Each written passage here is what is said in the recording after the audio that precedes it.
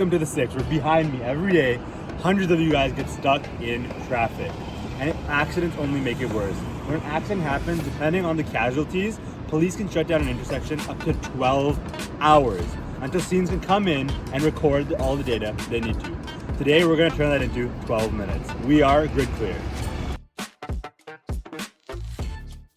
Hi, I'm Navdeep, and I'm going to talk to you a little bit about Grid Clear. So here at Grid Clear, we reopen roads in minutes, not hours. When a severe crash happens, Grid Clear gives police a response blueprint before they arrive on scene. Once a CCTV live camera feed is prioritized, it locks bounding boxes onto each vehicle and reads the scene, all of the damage, debris, and all of the different impacts. So we're gonna look at one scene right here, when for drive, when for drive. And we're gonna visualize it, and we're gonna see the bounding box that our Nemotron BL model has made. Then Nemotron Nano does triage. It returns an explicit verdict whether or not a collision happened, with a confidence score and reason. And that's the key here. We're not just detecting cars, we're actually figuring out whether a crash happened. What you're seeing right now is a real Toronto incident the system found overnight. 336 cameras, no cloud, no latency. And as we navigate, we can look at a bunch of other incidents, but even in just this one alone, we see that it gives the reason why the crash happened and all of the pre-arrival triage. In addition, we also use a heat map to collect So based on the CCTV footage, we create a 3D render of the scene before arrival. And this is using the Gaussian splat. We're able to visualize exactly what's happening for forensic analysis later on, so we can reopen the road now. And it takes about 12 hours to render, so we're seeing it's still in the middle of it, but this is a huge help to help reopen the roads quickly.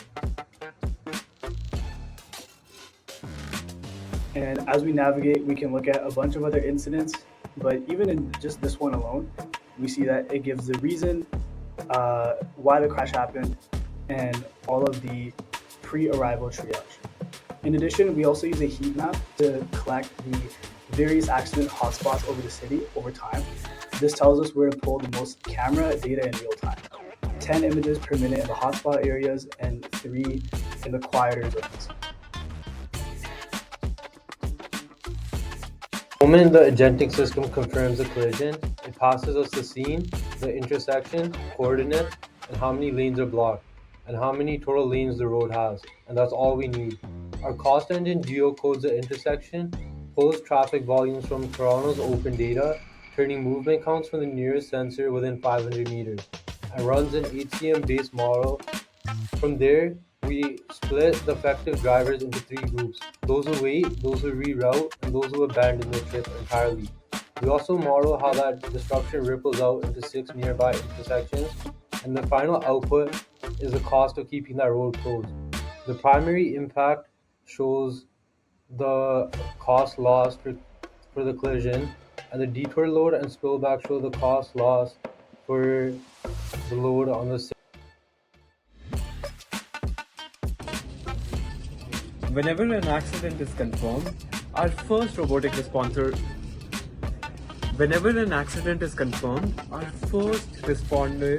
are sent over there, which are our robodogs. These are built on servos and they get over there faster than any forensics teams can, and then analyzes the scenes and keeps responders out of the live traffic.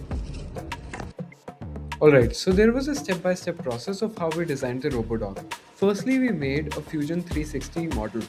After that, we wrote a boilerplate code that we later modified. Once the boilerplate code was ready, we went on and actually had a circuit diagram that we designed.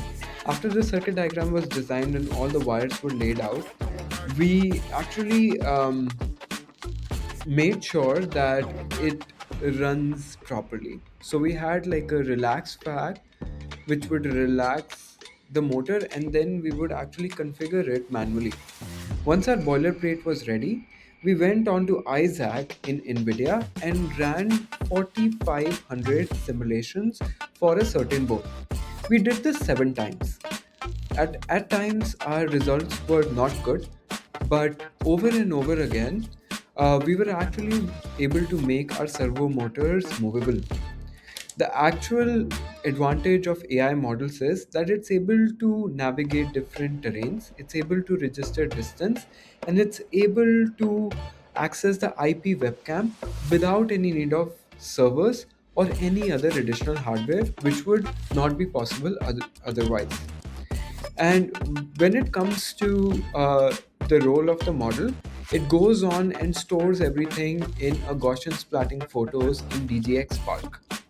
And it sends the DGX Spark actually sends the policy runner, which is our custom trained model for different terrains and RoboDog.